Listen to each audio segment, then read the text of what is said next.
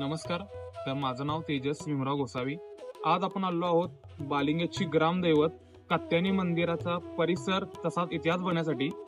कोल्हापूर पासून 10 ते 12 किलोमीटर अंतर असणार आहे. तसंच कळंबापासून जर बघायला गेलं तर 5 ते 7 किलोमीटर अंतराजवळ आहे हे कात्यायनी मंदिर. निसर्गरम्य वातावरणात तसंच झाडाच्या कुशीमध्ये असलेलं हे मंदिर आपण आज बघणार आहोत. तर चला पाहूयात मग त्याचा इतिहास आणि मंदिराचा परिसर.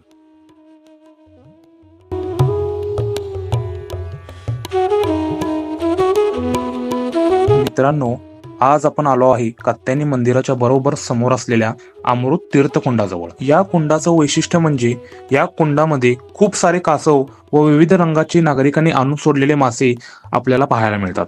श्री महालक्ष्मीच्या विविध रूपांपैकी एक रूप म्हणजे कात्यायनी देवी.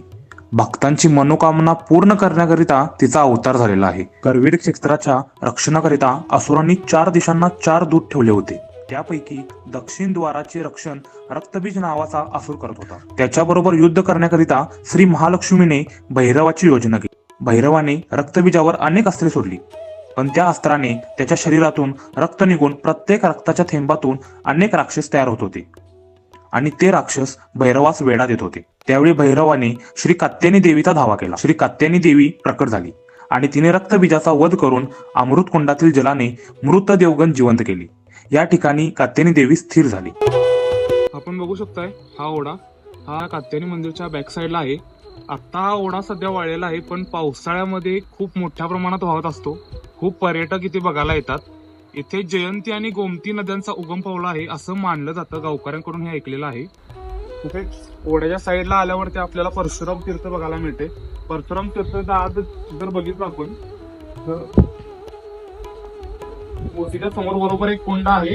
त्या कुंडामध्ये स्वच्छ पाणी आणि खूप सारे मासे आहेत. म्हणजे तुम्हाला अंधारामध्ये थोडेफार दिसणार नाहीत, पण खूप स्वच्छ पाणी कुंडामध्ये आहे. या परशुराम तीर्थाच्या बरोबर वरच्या बाजूला एक रेणुका मंदिर आहे, ते आपण बघूया.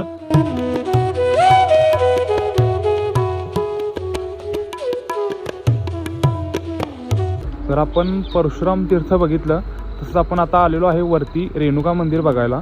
झाडाची दाट सावली आणि निसर्गरम्य वातावरणामध्ये असं हे मंदिर आहे. इथे खूप स्वच्छता ठेवलेली आहे. तरी सगळ्यांना विनंती आहे की प्रत्येकानं जे कोण इथे भेट देणार आहे त्यांनी सर्वांनी स्वच्छता इथे राखावी अशी सगळ्यांना विनंती आहे. इथे जर शांतपणे जर ऐकलं तर पक्ष्यांचा आवाज, परत किलबिलाट असा आपल्याला ऐकू येतो. वेगवेगळ्या रंगाचे पक्षी, फुलपाखरू वगैरे पाहायला मिळतात आपल्याला.